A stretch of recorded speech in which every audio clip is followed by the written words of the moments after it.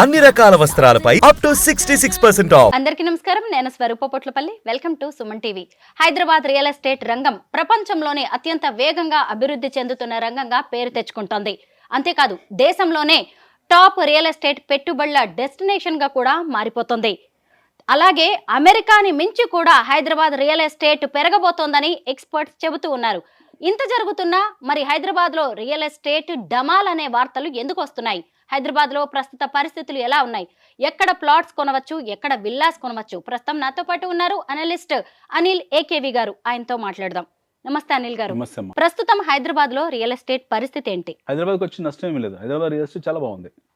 No problem. కొనొచ్చు అంటారా? కొనుక్కోవాలి. ఎప్పుడైనా కొనుక్కోవాలి. హైదరాబాద్ కాకుండా ఎక్కడ ఉంటారు ఇండియాలో? హైదరాబాద్లో కొనుక్కోవాలి. హైదరాబాద్లో భూమి ఉండడం అనేది పూర్వజన్మ సుకృతం. హైదరాబాద్లో ల్యాండ్ ఉండడం అనేది మీకు తలరాత, మీకు రాసిపెట్టి ఉండాలి. అందరికీ సాధ్యం కాదు. ఇక్కడ ఎంతోమంది వ్యాపారాలు చేసేవాళ్ళు ఉన్నారు. మీరు బేగం బజార్ వెళ్ళి చూడండి, 100 కోట్ల రూపాయల వ్యాపారం చేసేవాళ్ళు ఉన్నారు. ప్రతిరోజు 50 కోట్లు 100 కోట్లు టర్న్ ఓవర్ చేసే హోల్సేల్ సీట్లు ఎంతమంది ఉన్నారు? చాలామంది సొంత భూములు హైదరాబాద్లో. ఎప్పుడు ఫీల్ అవుతుంటారు, అరే అప్పట్లో అత్తాపూర్లో 1000 రూపాయల ఎకరం ఉండేది, లేకపోతే షేక్పేట్లో 2000 రూపాయల ఎకరం ఉండేది, నేను కొనలేకపోయానని ఫీల్ అయ్యేవాళ్ళు. మీకు బేగంపేట ఉస్మాన్ గంజ్ అటు పోతే మీకు కొన్ని వేల మంది కనిపిస్తారు. అట్లా రిగ్రెట్ ఫీల్ అయ్యేవాళ్ళు. కొనుక్కోవాలి భూమి. హైదరాబాద్ ఎప్పటికి కొనుక్కోవాలి. 450 సంవత్సరాల ఘన చరిత్ర కలిగిన ప్రపంచంలోనే ప్రపంచంలో టాప్ 18 అభివృద్ధి చెందిన నగరాలు హైదరాబాద్ ఒకటి. ఇక్కడ కాకపోతే ఇంకెక్కడ ఉంటారు దేశంలో? ప్రతి తెలుగువాడికి హైదరాబాద్లో భూమి ఉండడము, లేదా అపార్ట్మెంట్ ఉండడము, నేల ఉండడం అనేది అది ఇట్స్ ఆయన హక్కు. అది దట్స్ ఈజ్ ఫండమెంటల్ రెస్పాన్సిబిలిటీ. ఆయనకు ఉండాలి ఖచ్చితంగా. మీకు ఉండాలి, నాకు ఉండాలి, ప్రతి ఒక్కరికి ఉండాలి. 200 గజాలు, 300 గజాలు, 400 గజాలు హైదరాబాద్ పెరిఫరల్లో ఎక్కడైనా సరే విత్ ఇన్ ది సిటీలో కొనుక్కోగలిగితే కొనుక్కోవచ్చు. లేకపోతే చుట్టుపక్కల 40-50 కిలోమీటర్ల పరిధిలో ఎక్కడున్నా కొనుక్కోవాలి. మీరు మీ పిల్లలకు రేపొద్దున వాటిని ఒక వారసత్వ సంపదకి ఇవ్వాల్సిన అవసరం మీకుంది. And Hyderabad will not stop from here. ఇది ఇంకా ముందుకు పోతుంది. దీన్ని ఎవరు ఆపలేరు. 450 సంవత్సరాల చరిత్ర. ఎప్పుడో మొహమ్మద్ కులీ కుతుబ్ షా కట్టినప్పటి నుంచి మొదలు పెడితే ఈ రోజు వరకు ఇంతమంది ముఖ్యమంత్రులు, ఇంతమంది ప్రధానమంత్రులు, ఒకవైపు నిజాం పరిపాలన, తర్వాత స్వతంత్ర భారతదేశాన్ని, ఉమ్మడి రాష్ట్రాన్ని, ప్రత్యేక తెలంగాణని, ఇన్నింటిని చూసిన హైదరాబాద్ ప్రపంచాన్ని చూసింది 450 సంవత్సరాల నుంచి. లాస్ట్ 450 years నుంచి ఎంతోమందికి భిక్ష పెట్టిన దాతృత్వం కలిగిన మహానగరం ఇది. కన్నతల్లి లాంటిది, కడుపులో పెట్టి కాపాడుకునే నగరం హైదరాబాద్. కాకపోతే ఎక్కడ ఉంటారమ్మా? హైదరాబాద్ లో భూములు కొనండి అని మీరు ఇంత ధైర్యంగా, బలంగా, స్పష్టంగా చెబుతున్నారు. హైదరాబాద్ అనే కాదు, తెలంగాణలో రియల్ ఎస్టేట్ డౌన్ అయింది అని కొంతమంది చెబుతున్నారు. ఇందులో నిజం లేదంటారా? రియల్ ఎస్టేట్ డౌన్ కావడమో, డౌన్ కాకపోవడం కారణాలు ఉంటాయి. There is nothing called as real estate. First మనం మాట్లాడుకోవాలి, అసెట్ మేనేజ్మెంట్ గురించి మాట్లాడుకోవాలి. There is something called as asset management. అసెట్లు ఏమేమి ఉంటాయి మనకు? సాంప్రదాయబద్ధంగా మన దేశంలో వచ్చిన అసెట్ ఏంటంటే బంగారము, ఫిక్స్డ్ డిపాజిట్లు, భూములు, మ్యూచువల్ ఫండ్స్, ఇవన్నీ అసెట్స్ కింద వస్తాయి. లాస్ట్ ప్రత్యేక తెలంగాణ ఏర్పడిన తర్వాత ఏం జరిగిందంటే యూఫోరిక్గా చాలామంది హైదరాబాద్లో డిస్పోజబుల్ ల్యాండ్స్ని కొన్నారు, అమ్మకాలు, క్రయ విక్రయాలు జరిగాయి. రైట్? జరిగిన ఈ ప్రాసెస్ ఏంటంటే ఇది చాలా భారీ స్థాయిలో జరిగింది. ప్రతిదానికి ఒక ఫేజ్ ఉంటుంది. ఫస్ట్ మీకు యూఫోరిక్ ఫేజ్ ఉంటుంది, ఇన్ఆర్గానిక్ గ్రోత్ అనమాట అది. దాని తర్వాత వచ్చే ఫేజ్ని ఏమంటామంటే కన్సాలిడేషన్ ఫేజ్ అంటారు. దాని తర్వాత మళ్ళీ మీకు గ్రోత్ ఫేజ్ ఉంటుంది. సో మనము యూఫోరిక్ ఫేజ్ చూసాము, ఇప్పుడు చూసింది కన్సాలిడేషన్. ఎస్, డెఫినెట్గా మీకు రేట్లు తగ్గాయి, చాలా చోట్ల క్రయ విక్రయాలు ఆగాయి. దీనికి ఇక్కడున్న ప్రభుత్వాలకు లేదున్న ఇక్కడున్న పరిస్థితులకు సంబంధం లేదు. ఇది ప్రపంచవ్యాప్తంగా ఉన్న పరిణామాలు, దేశవ్యాప్తంగా ఉన్న పరిణామాలన్నీ కూడా హైదరాబాద్ ప్రభావం చూపించాయి. కొన్ని సెగ్మెంట్స్ మీద తీవ్రమైన ప్రభావం చూపించాయి. Especially middle class, lower middle class segments దేశం మొత్తం మీద కూడా స్తబ్దులో ఉంది. బికాస్ ఆఫ్ లే ఆఫ్ జరగవచ్చు, అంటే ఇప్పుడు జరుగుతున్న ఐటీ రంగంలో ఉన్న స్తబ్దత, దాని ప్రభావం. ఎందుకంటే majority of the buyers in Hyderabad happen to be the IT buyers ఉంటారు. 70% వాళ్ళే ఉంటారు. ఎన్ఆర్ఐస్ చాలామంది ఉంటారు. సో వీళ్ళలో స్తబ్దత ఉంది. ఆ స్తబ్దత తాలూకు పరిణామం మీకు స్పష్టంగా కనబడుతుంది మార్కెట్ మీద, especially middle and lower middle క్లాస్లో. బట్ వేరాజ్ ఇన్ హై ఎండ్లో, అంటే రిచ్ సెగ్మెంట్లో వాళ్ళకి ఏం పెద్ద ఫరక్ పడింది ఏం లేదు. అది మీకు ఆ కోకాపేట్, గచ్చిబౌలి ఏరియాలో buying, selling activities, construction activities జరుగుతూనే ఉన్నాయి. అలా అని చెప్పి హైదరాబాద్ ఏం కన్స్ట్రక్షన్ యాక్టివిటీస్ ఏం జరగలేదు. ఎస్, రిజిస్ట్రేషన్స్ తగ్గాయి. ఎక్కడ తగ్గాయి అంటే కన్సాలిడేషన్లో ఫేజ్ ఉన్నాయి కాబట్టి తగ్గాయి. 2018లో, 2019లో, 2020లో, 2021, 2022 ఈ పీరియడ్లో బుకింగ్లు అయిన అపార్ట్మెంట్లు వెళ్తున్నాయి. కంప్లీషన్ స్టేజ్లో ఉన్నాయి, హ్యాండ్ ఓవర్ స్టేజ్లో ఉన్నాయి. సో అక్కడ మళ్ళీ కొత్త బయర్ రావాలంటే మీకు ఏదైనా ట్రిగ్గర్ పాయింట్స్ రావాలి. అంటే ఇప్పుడున్న డిమాండ్ సప్లై ఈక్విలిబ్రియం లేదంటే డిమాండ్ కంప్లీట్ అయింది, ఒక సెట్ ఆఫ్ డిమాండ్ కంప్లీట్ అయింది. మళ్ళీ కొత్త సెట్ ఆఫ్ డిమాండ్ పుట్టాల్సిన ఆవశ్యకత ఉంది. దీనికి కొన్ని ట్రిగ్గర్ పాయింట్స్ రావాలి. అది జాతీయ స్థాయిలో, రాష్ట్ర స్థాయిలో, అంతర్జాతీయ స్థాయిలో మనకు తెలియదు. బట్ ట్రిగ్గర్ పాయింట్స్ వస్తూ ఉంటాయి రెగ్యులర్గా. ఆ ట్రిగ్గర్ పాయింట్ బట్టి మళ్ళీ మార్కెట్ మూవ్ అవుతుంది. ఈరోజు 1.2 CR పాపులేషన్, అది 1,20,00,000 పాపులేషను, దాదాపు 1,10,000 ఎకరాల్లో మన హెచ్ఎండిఏ పరిధి ఉంది. రేపు పొద్దున అది రీజనల్ రింగ్ రోడ్ అయిన తర్వాత 2.5 లక్షలు, అంటే డబుల్, ఇక్కడి నుంచి డబుల్ పరిధిలోకి వెళ్తాము. జాతీయ స్థాయిలో మీరు తీసుకున్నట్టే జనసాంద్రత, I'm talking about density of population, highest మీకు కలకత్తా, ఢిల్లీ అవి ఉంటాయి. 24, 25, 28,000 మధ్యలో ఉన్నాయి. బాంబే 22, 23,000లో ఉన్నాయి. Hyderabad, Bengaluru between 18 to 20,000 fluctuate అవుతూ ఉంటాయి. సో 18-20,000 జనసాంద్రత అంటే పర్ స్క్వేర్ కిలోమీటర్కు 18,000 మంది, 20,000 మంది జనసాంద్రత కలిగిన నగరం మనది. ఇది ఖచ్చితంగా ఇది ఇక్కడి నుంచి ఎక్స్పాండ్ కావాలి. 8,000, 9,000 రావాలి. ఇంటర్నేషనల్ సిటీ కావాలంటే మీకు 8,000కో, 9,000కో, 10,000కో పర్ స్క్వేర్ కిలోమీటర్కి ఇంతమంది ఉండాలి. అప్పుడు కానీ దాన్ని అంతర్జాతీయ నగరం మనం అనలేము. ఇన్ఫ్రాస్ట్రక్చర్ కావచ్చు, లేకపోతే సిపే సిస్టమ్ కావచ్చు, లేకపోతే ఇనండేషన్ని తట్టుకునే డ్రైన్ సిస్టమ్ కావచ్చు. ఇవన్నీ జరగాల్సిన సందర్భం, ఇవన్నీ ఎట్లా జరగాలి, ఇవన్నీ జరుగుతాయి. Next 2 years, 3 years, 4 years, probably 5 years ఈ పీరియడ్లో మీకు ఇవన్నీ జరిగినప్పుడు, యాక్టివిటీ జరిగినప్పుడు మళ్ళీ కొత్తగా ఆటోమేటిక్గా సిటీ ఎక్స్పాన్షన్లోకి వెళ్తుంటుంది. ఇది ఇన్ఫ్రా పర్స్పెక్టివ్. రెండోది జనాభా. హైదరాబాద్కు వలసలు అనేవి నిరంతర ప్రక్రియ. హైదరాబాద్కి ఎప్పుడు వలసలు ఆగవు. ప్రపంచవ్యాప్తంగా ఉన్న ఎథనికల్ గ్రూప్స్ అందరూ మనకు హైదరాబాద్లో ఉన్నారు. పార్సీలు ఎవరైతే ఉన్నారో, సోకాల్డ్ పార్సీలు ఎవరైతే ఉన్నారో, బాంబే తర్వాత హైయెస్ట్ జనాభా హైదరాబాద్లో ఉంది. కోజా ముస్లిమ్స్ హైదరాబాద్లో ఉన్నారు, లీబియన్స్ ఉన్నారు, మొరక్కన్స్ ఉన్నారు. మీకు హైదరాబాద్లో లేని ఎథనికల్ గ్రూప్స్ అన్ని జెకోస్లోవేకియన్స్ ఉన్నారు హైదరాబాద్లో, స్పానిష్ జనాలు ఉన్నారు, డచ్ వాళ్ళు ఉన్నారు, అమెరికన్స్ ఉన్నారు, బ్రిటిష్ వాళ్ళు, ఆంగ్లో ఇండియన్స్ హైయెస్ట్ పాపులేషన్ హైదరాబాద్లో ఉంది. మీకు సీరియన్స్ ఉన్నారు. మొత్తం ఎంటైర్ వెస్ట్ ఏషియా మీకు కనపడుతుంది హైదరాబాద్లో. మీకు నార్త్ ఆఫ్రికా సగం హైదరాబాద్లో కనపడుతుంది. సెంట్రల్ ఏషియన్, అజర్బైజాన్ నుంచి వచ్చిన సెటిలర్స్ ఉన్నారు, మీకు ఉజ్బెకిస్తాన్ నుంచి వచ్చిన సెటిలర్స్ ఉన్నారు, మీకు Hyderabad ఎథనికల్ food. You take any parameter, ప్రపంచవ్యాప్తంగా దాదాపు 80 to 90 ఎథనికల్ గ్రూప్స్, 100 to 120 వివిధ భాషలు మాట్లాడి ఏకైక నగరం భారతదేశంలో, ఫర్ దట్ మ్యాటర్ దక్షిణ ఆసియాలో, సౌత్ ఏషియాలో, this are only city where you find so many ethnical groups, so many multi languages. మీకు ఈ నగరం కాకపోతే ఇంకే నగరం అభివృద్ధి ఎంత చెప్పండి?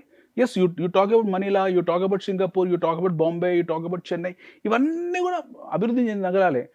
కోవకు మనకు రావడానికి 400 సంవత్సరాలు పట్టింది. దీన్ని దాటుకుని వెళ్ళడానికి ఇంకో 10-15 సంవత్సరాలు పడుతుంది. But nobody is going to stop this. అలాగే హైదరాబాద్ రియల్ ఎస్టేట్ అనేది కూడా రియల్ ఎస్టేట్ ఇన్వెస్ట్మెంట్స్ డెస్టినేషన్ లో కూడా టాప్ ప్లేస్ లో ఉంది. అంటే వేరు దేశాల్లో ఉండే వాళ్ళు కూడా ఇక్కడ పెట్టుబడులు పెడుతూ ఉన్నారు.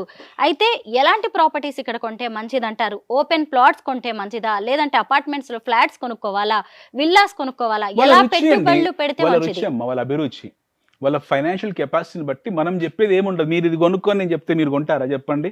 సపోజ్ మీకు ఉన్నారు, మీరు వెళ్ళి మేడం గారు మీరు ఒక మంచి విల్లా ఉంది 5 కోట్లకు మీరు కొనుక్కోండి, మీరు కొనుక్కుంటారా? మీరు అంటారు లేదు పోయి నాకు 5 కోట్లు ఇది, నా లెవెల్ 5 కోట్లు, నా 20 కోట్లు కావాలంటారు మీరు. ఓకే, సిమిలర్లీ 20 కోట్ల కెపాసిటీ ఉన్నోడికి వెళ్ళిన వాడు ₹1 ఆఫర్ చేశారు అనుకోండి, వాళ్ళు కొన్నారు. వాళ్ళకు తెలుసు, buyer knows what to buy, what not to buy. ఒకరు చెప్పాల్సిన లేదు. హైదరాబాద్ రియల్ ఎస్టేట్ ఏం డమాలు కాలేదు. అది కొన్ని పర్టికులర్ న్యూస్ ఛానల్స్లో ఆ వార్తలు వాళ్ళ రాష్ట్రం కోసం, వాళ్ళ రాష్ట్రంలో కొత్త రాజధానుల కోసం వాళ్ళు ఏదో క్రియేట్ చేసుకుంటున్నారు. అంత మాత్రాన అవన్నీ ఏం జరగవి. వాళ్ళు ఏదో హైదరాబాద్ రియల్ ఎస్టేట్ డమాల్, లేకపోతే హైదరాబాద్ పడిపోయింది, హైదరాబాద్ తిరుగుబాట్లు, లేకపోతే తిరుగు అభివృద్ధులు ఉంది, ఇట్లాంటి పిచ్చి రాతలు రాసినంత మాత్రాన ఏం జరగవు. అవన్నీ బ్యాక్ఫైర్ అవుతాయి. Nobody is going to stop Hyderabad. Telangana ఉద్యమం జరుగుతున్న సందర్భంలో కూడా హైదరాబాద్ గురించి చాలా నెగిటివ్ రాశారు. ఏం జరిగింది? దాని తర్వాత 500% రిటర్న్ ఇచ్చింది హైదరాబాద్. తెలంగాణ రాష్ట్రం ఏర్పడిన తర్వాత ప్రతిరోజు మీకు మెట్రో పిల్లర్ కానివ్వండి, బస్ స్టాప్ కానివ్వండి, టీ హబ్ అని కానివ్వండి, ఏదో యాక్టివిటీ జరిగేది. ఇదే హైటెక్స్లో, ఇదే మ్యారియట్ హోటల్లో, ఇదే హయత్ హోటల్లో ప్రతిరోజు మీకు ఒక ఇంటర్నేషనల్ కాన్ఫరెన్స్ ఏదో జరిగేది. హైదరాబాద్ మొత్తం ఇట్లా ఫుల్, శంషాబాద్ ఎయిర్పోర్ట్ ప్యాక్ ఉండేది. You take the arrival departure report of Shamshabad airport, మీకు ఏ స్థాయిలో కనపడుతుంది, ఎంత వెయిటింగ్ లిస్ట్ ఉండేదో కనపడుతుంది. రైల్వే టికెట్స్ చూడండి, రిజర్వేషన్ స్టాటిస్టిక్స్ తీసుకోండి, ఎంత వెయిటింగ్ లిస్ట్ ఉందో కనపడుతుంది. So we cannot talk just like that. ఏదో ఒక న్యూస్ ఛానల్ వాళ్ళు లేకపోతే పత్రిక వాళ్ళు హైదరాబాద్ రియల్ ఎస్టేట్ డమాల్ అంటే యూనిట్ ఆఫ్ సోర్స్ ఎట్లా డమాల్ అయింది, ట్రెండ్ లైన్స్ ఏంటి, లాస్ట్ 10 years ట్రెండ్ లైన్స్ ఏంటి, ఎంత ఇన్వెంటరీ ఉంది, ఎంత ఇన్వెంటరీ డిస్పోజ్ అయింది, ఎంత ఇన్వెంటరీ డిస్పోజ్ కావాల్సి ఉంది, ఎన్ని బుకింగ్స్ ఉన్నాయి, ఎంత కంప్లీషన్స్లో ఉన్నాయి, పీరియడ్ ఆఫ్ కంప్లీషన్ టైం ఏంటి, దీని యాక్చువల్ సైన్స్ ఏంటి, దీని బ్యాక్గ్రౌండ్, ఇవన్నీ ఉంటాయి. స్టాటిస్టిక్ వేరియబుల్స్ అన్నీ ఉంటాయి. మీకు హైదరాబాద్లో రాజేంద్రనగర్లో అతిపెద్ద బిల్డర్ ప్రెస్టేజ్ ఎస్టేట్స్ వచ్చి పెద్ద కడుతున్నారు. They are building a beautiful what you call group housing. వాళ్ళు పిచ్చోళ్ళా? వాళ్ళు చదవరా? మోడీ మంత్రి ఇలాంటి వాళ్ళు ఉన్నారు, రహేజా, వాళ్ళకి ఇది డెస్టినేషన్ హైదరాబాద్కు. Forget about buyers. చిన్న చిన్న 1 సింగిల్ యూనిట్స్ బైఎస్ వదిలేసి, and I'm talking about nations largest builders. ఈ దేశంలో గర్వించదగ్గ బిల్డర్స్, డిఎల్ఎఫ్, రహేజా ఇలాంటి వాళ్ళందరూ హైదరాబాద్లో వెంటబడి ల్యాండ్ ఎక్విజిషన్ చేస్తున్నారు. అమెజాన్ లాంటి వాళ్ళు ప్రపంచంలో అతిపెద్ద డేటా సెంటర్ హైదరాబాద్లో పెట్టుకున్నారు. ఫ్లిప్కార్ట్ లాంటి వాళ్ళు వస్తున్నారు. Tesla is already doing land survey in Hyderabad. Multiple సిటీస్లో వాళ్ళు ల్యాండ్ సర్వే చేస్తున్నారు. But they are also doing land survey in Hyderabad. You have something called as national investment manufacturing zone. దేశంలో అతిపెద్ద మ్యానుఫ్యాక్చరింగ్ జోన్ అది. రేపు పొద్దున అది యాక్టివేట్ అయిందంటే మీకు దాదాపు 10 లక్షల మంది ఉద్యోగాలు వస్తాయి. మీకు అక్కడ దివిటిపల్లి కానివ్వండి, ఇటు బెంగళూరు హైవే కానివ్వండి, you have hundreds of what you call opportunities where people need to go and sit there and buy a house. ఎందుకంటే అక్కడ మీకు ఎంప్లాయబిలిటీ ఆపర్చునిటీస్ ఉన్నాయి. Hyderabad is not west zone centric. Hyderabad is across the city. ఒక చోటికి centric కాదు ఇది. So పత్రికలు, పేపర్లు రాసే ముందు వాళ్ళు కూడా కొంచెం విచక్షణ జ్ఞానాన్ని, కొంచెం ఇంగిత జ్ఞానాన్ని కూడా వాళ్ళు యూజ్ చేయాల్సిన అవసరం ఉంది. You have to SIT on a data. హైదరాబాద్లో రిజిస్ట్రేషన్స్ పడిపోయాయి అబ్బా. ఎందుకు పడిపోయాయి? గతంలో విపరీతంగా జరిగాయి. డిమాండ్ సప్లై మధ్యలో ఉంటుంది. జనాలకు కొత్త ఆవాసాలు ఏర్పరచాలంటే వాడు రావాలి. ఇప్పుడు లాస్ట్ 15-20 yearsలో ఆంధ్ర సగం ఖాళీపోయి హైదరాబాద్లో ఉంది. మొత్తం అక్కడి నుంచి వచ్చారనుకోండి, అది ఖాళీ అయిపోతుంది అక్కడ. ఐఎమ్ సేయింగ్ మీరు ఇంకొక నగరాన్ని లిఫ్ట్ చేయడం కోసం, లేకపోతే మీ సొంత రాష్ట్రాన్ని లిఫ్ట్ చేయడం కోసం హైదరాబాద్ బురద వెళ్తుంది, రివర్స్ మీ మొహం మీద పడుతుంది తప్పిస్తే హైదరాబాద్కి ఏం ఫరక్ పడదు. నిజాం రాజు గురించి చెడు రాస్తారు. ఆయన నిజాం రాజు చెడ్డోడైపోతాడా? ఆయన నిర్మించిన 100 feet 200 feet రోడ్ల మీద తిరుగుతారు కదా. జంట నగరాలైన హైదరాబాద్, సికింద్రాబాద్ కు హిస్టారికల్ ఇంపార్టెన్స్ చాలా ఉంది. ఆ తర్వాత మోడర్న్ హైదరాబాద్ అంటే ఫినాన్షియల్ డిస్ట్రిక్ట్ ని చెప్పుకుంటున్నాం. ఇప్పుడు సీఎం రేవంత్ రెడ్డి 4th సిటీని నిర్మిస్తున్నామని చెబుతున్నారు. దాని మీద మీ అభిప్రాయం ఏంటి? ఇంకా దాని రూట్ మ్యాప్ మొత్తం వదలాలి. 4th సిటీ అనేది మంచి ఆలోచన. డెఫినెట్లీ సీఎం రేవంత్ రెడ్డి అని 2 విషయాలు అప్రిషియేట్ చేస్తాను. ఐ అప్రిషియేట్ అంటే ఈ రేవంత్ రెడ్డి అనే గారు గతంలో కేసీఆర్ గారు కానివ్వండి, ఆ విషయానికి వస్తే తెలంగాణ ఏర్పడ్డ తర్వాత తెలంగాణ మంత్రులు బంగారం అమ్మ.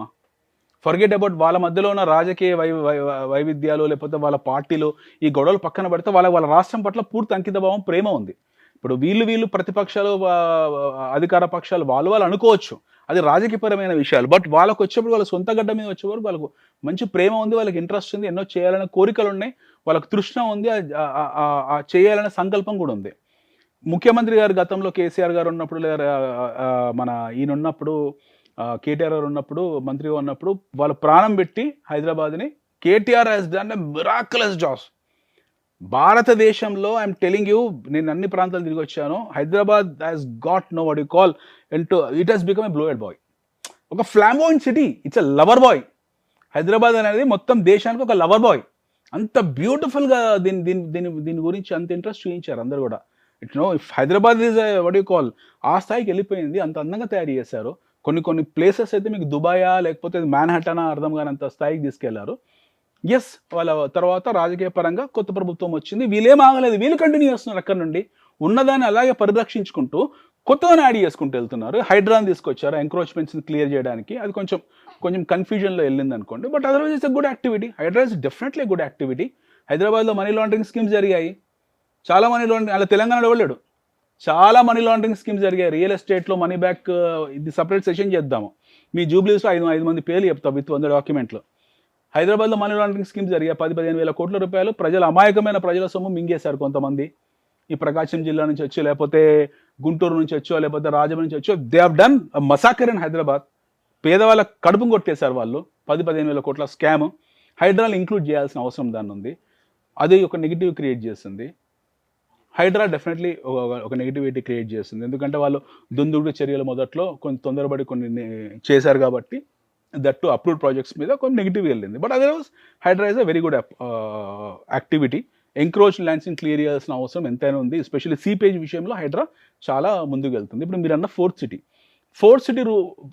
సిటీ రూట్ మ్యాప్ వల్ల ఇంక్లూజన్స్ ఏంటి, ఎక్స్క్లూజన్స్ ఏంటి, వాళ్ళలో ఇన్ఫ్రా ఏంటి, ఏ ఇండస్ట్రీ వస్తుంది, ఎంత ఎంప్లాయ్మెంట్ వస్తుంది, వాళ్ళు ఎన్ని ఎస్ఈజెడ్లు వస్తాయి, అలా ఏ ఇండస్ట్రీ పర్టికులర్గా వస్తుంది, రీసెర్చ్ సెంటర్స్ ఎంత వస్తాయి, దీని గురించి పూర్తి స్థాయిగా వాళ్ళు ఒక రూట్ మ్యాప్ వదిలారు. అంటే ఎస్పెషల్లీ మనకు ఫార్మాసిటీ గురించి మాట్లాడినప్పుడు కేటీఆర్ గారు కంప్లీట్ ఫార్మాసిటీ తాలూకు రూట్ మ్యాప్ వదిలారు.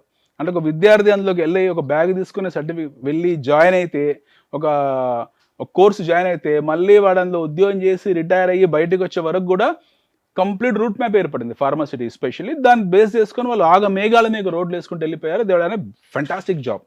అక్కడనే అమెజాన్ వచ్చాయి.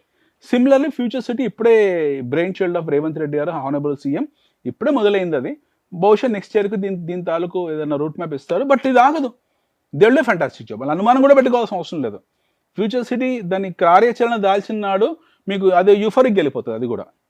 సో హైదరాబాద్ నెట్ ఏంటంటే ఎవడో వచ్చి ఏదో మాటలో డమాలని రాసినా పడిపోయిందని రాసినా అవి ఏం జరగవు. హైదరాబాద్లో రూపాయి అమ్మబోతే అడివి కొనబోతే కొరివి. మీరు 1000 అడగండి ఎవరన్నా తగ్గిస్తారని, ఎవడో తగ్గాడు. అసలు యాక్టివిటీ జరగట్లేదు. ఇప్పుడు ఈ చందానగర్, మియాపూర్, కొత్త ఏరియాస్, ఇంద్రేశం అటువంటి కొన్ని ఏరియాస్ ఉన్నాయి. పోయి అడగండి, 2000 రూపాయలు తగ్గియమనండి, 1,00,000 రూపాయలు గజని చెప్తాడు, 1000-2000 తగ్గిస్తాడు. మీరు అడిగిన రేట్కి ఇయ్యడు. So it is nonsense, absolutely nonsense. ఎవరైతే పనిగట్టుకొని హైదరాబాద్ బురద జల్లాలని చూస్తున్నారో ఆ బురద అంతా వాళ్ళ మీదే పడుతుంది. 450 సంవత్సరాల ఘన చరిత్ర అయిన ప్రపంచంలో ఎన్నో ఎథనికల్ గ్రూప్స్ ఉన్నాయి ఏకైక నగరం. ఇంకొక విషయం చెప్తున్నా మీకు, అతి ముఖ్యమైనది ఏంటంటే Hyderabad is going to become Asia Pacific head quarter. ఇలా అనుమానం కూడా పెట్టుకోవాల్సిన అవసరం లేదు. ఏషియా పసిఫిక్ మొత్తం రీజియన్కు, ఇందులో 20 దేశాలకు హెడ్ క్వార్టర్ అయ్యే సిటీ హైదరాబాద్. దీనికి పారామీటర్స్ ఏంటంటే నెక్స్ట్ టైం మీకు ఎపిసోడ్ చేసి మీకు చెప్తాను. I will give some 20 parameters and how Hyderabad is going to hit 2 crore population very shortly. Hyderabad already 100 billion economy. Will be, మన సీఎం అన్నారు రోజు ట్రిలియన్ ఎకానమీ అని చెప్పి. వీ డోంట్ నో, వచ్చి 15-20 ఏళ్ళ ట్రిలియన్ ఎకానమీ అవుతాం మనం. అన్ని ఆపర్చునిటీస్ హైదరాబాద్కు ఉన్నాయి.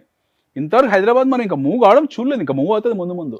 వి విల్ బి టాప్ 40-50 సిటీస్లో వచ్చినాడు. దిస్ గేమ్ చేంజ్ ఇంకో రకంగా ఉంటుందమ్మా. హైదరాబాద్ రియల్ ఎస్టేట్ కి కొత్త డెఫినేషన్ చెప్పారు. Thank you so much Anil AKV గారు.